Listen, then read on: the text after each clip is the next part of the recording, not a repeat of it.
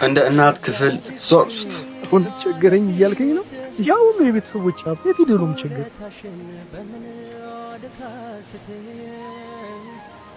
ሰው ከሚያጋጥመው ነገር አይታወቅም። በነገራችን ላይ አባት ወይኔ መጣች እንደዚህ ሆኖ ስታዩ ትረበሻለች። በጣም ነው የምትረበሸው። ምን ሆነክ ነው? ለምን ተነሳክ? አይ ለሽንት ተነሳውኝና አባ እየዋሻኝ ነው። እንቅልፍ እንኳን እኮ እየተኛክ አይደለም። አንተ እንደዚህ መሆንክ ምን ያህል እንደሚያስጨንቀኝ ታውቃለህ? የኔና በጣም ዝም ብለሽ እኮ ነው። እሱስ ምን ያደርገው ነገር ወዶ እኮ አይደል? ለምንድን ነው እንደርቅሶ የምታይኝ? ማንን? አንቺን? ብዙ ነገሮችን ለኔ ብለህ እየተጎዳ እንዳትዝክ እንኳን አትነግረኝም። እንዳትጨነቂብኝ እኮ ነው። ከዛ የመሰለ ህይወት ውስጥ አውጥቼሽ እዚህ ሁሉ ችግር ውስጥ የከተትኩሽ እኮ እኔ ነኝ። አባት ሁለተኛ እንደዚህ እንዳትል። አንተ ምንም አላጠፋህም። የገባንበትን ችግር ተባብረን እንወጣዋለን። በቃ እንደዚህ የምታረጋጋ የሆነ ምንድነው የሚባለው?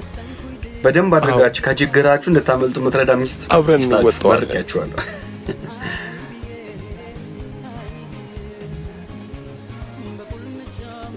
ምንድነው ለ50 ሺህ ብር እንደዚህ መሆን ይሰጣል በለው። እንደውም አካውንቱን አውላክልኝ እኔ ልክለታለሁ። እሺ የእናቴ ልጅ ምን እያልከኝ ነበር? ቃል ችግር ላይ ነው። አሁን ነው እንዴ ችግር ላይ መሆንን ያወቀው? ለዛች መናጢ በላይ ቤተሰባችንን ክብር ካዋረድ ጊዜ ጀምሮ ነው ችግር ላይ ወደቅኩ። በማን ነው በዚህ ከቀጠልኩ ልጄ ሚስት የሚሞቱብኛል።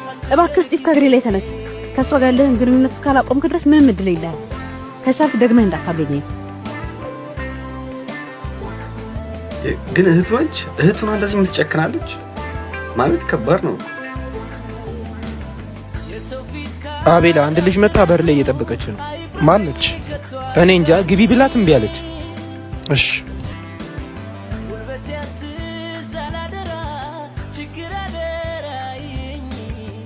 አንቺ ነሽ እንዴ?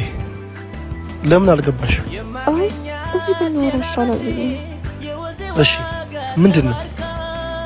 አቤላ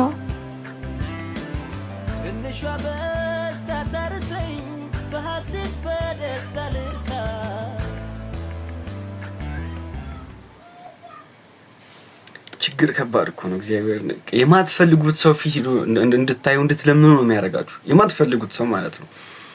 እና በጣም ከባድ ነው። እግዚአብሔር ምን ማድረግ ይቻላል? እዚህ ጋር በቃ ኮራት እኔ መቼም እንትን አይደለም ብትሉ እዚህ ጋር ሚስት አለ፣ ልጅ አለ፣ ተርበዋል። ቤት ውስጥ የሚበላ የሚቀመስ የለም፣ የሚጠጣ የለም ምናምን ችግር ነው በቃ። እና ሳትፈልጉ ነው አብዛኛውን ጊዜ